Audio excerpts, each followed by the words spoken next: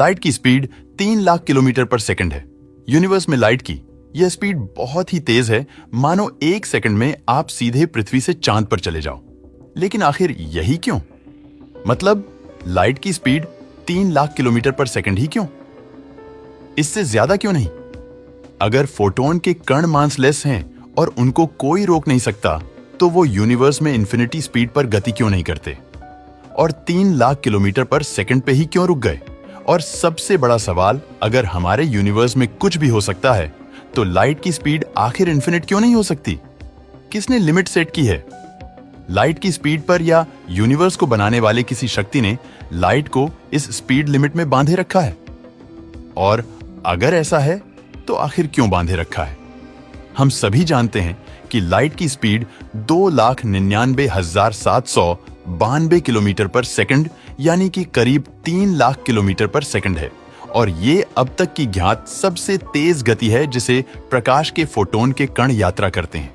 लेकिन माना जाता है कि इस गति से ज्यादा तेज ब्रह्मांड में कोई भी पार्टिकल, कोई भी ऑब्जेक्ट यात्रा नहीं कर सकता है।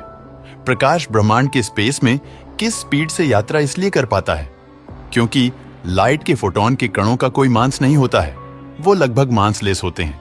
पर यहां पर सवाल ये उठता है कि आखिर प्रकाश के फोटोन के कण सिर्फ इसी गति से यात्रा क्यों करते हैं? आखिर वो क्यों इस गति से ज्यादा तेजी से यात्रा नहीं कर पाते?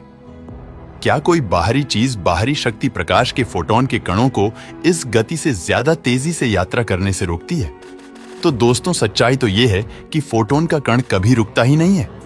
जी हां, वो जैसे ही पैदा होता है, जैसे ही किसी ऊर्जा स्रोत से उसका जन्म होता है, जन्म से ही वो गतिशील रहता है। यानी कि जन्म से लेकर जब तक वो किसी चीज से टकरा नहीं जाता, उसकी गति ना तो कम होती है और ना ही वो थकता है।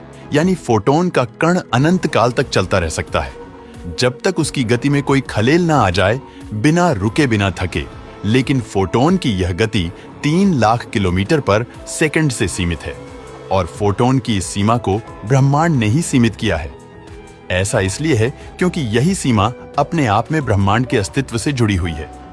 जी हां, अगर प्रकाश अनंत गति से चलने लगे तो एंटायर यूनिवर्स के नियम ही बदल जाएंगे। कैसे?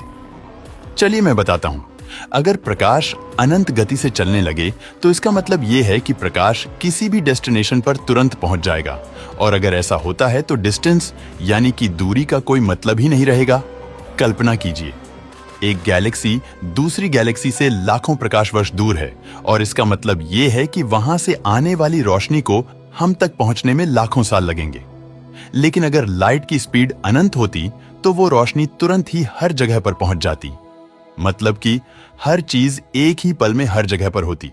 और अब सोचिए कि अगर हर चीज एक ही वक्त में, एक ही पल में हर जगह पर हो सकती, तो समय का कोई वजूद ही नहीं बचता, क्योंकि हमारा समय स्पीड और डिस्टेंस के संबंध से निकला है। मतलब कि टाइम का जन्मदाता ही गति और डेस्टिनेशन है।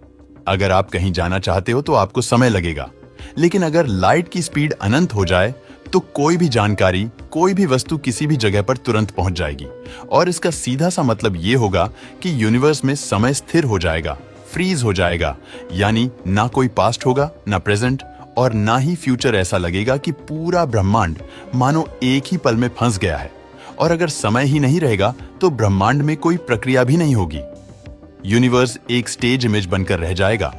और इसीलिए समय को बचाने के लिए ही यूनिवर्स को लाइट की गति को सीमित रखना पड़ा।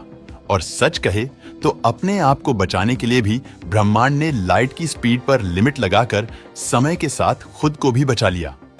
अब इसमें दूसरा बहुत ही इंपॉर्टेंट पहलू है ऊर्जा का, यानी कि एनर्जी का। मतलब कि ब्रह्मांड में किसी भी छोटे से छोटे कण को भी बनने के लिए अनंत ऊर्जा चाहिए होगी, और किसी भी कण में से अनंत ऊर्जा निकलेगी, और नतीजन ब्रह्मांड में एक बहुत ही बड़ा विस्फोट होगा। कोई छोटा मोटा नहीं, इसे आप इन्फिनिट एक्सपोजर मान सकते हो, और जिससे किसी भी वस्तु के पास कोई भी स्थिर स्वरूप नहीं रहेगा।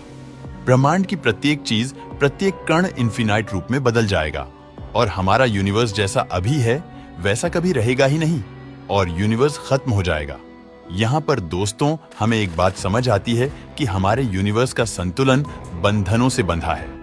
मतलब कि इसे संतुलित बनाए रखने में यूनिवर्स कई सारे बंधनों से बंधा है, और इससे आप समझ जाओगे कि हमारे यूनिवर्स ने प्रकाश के मास क्लीन होने के बावजूद भी प्रकाश की गति को एक निश्चित सीमा में बांधे रखा है।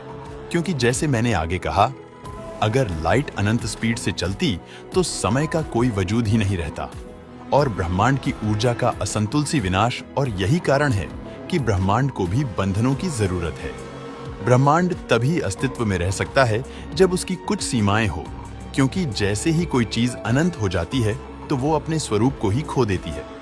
दोस्तों, अब आपको समझ में आ गया होगा क्यों लाइट की स्पीड 3 लाख किलोमीटर पर सेकंड है।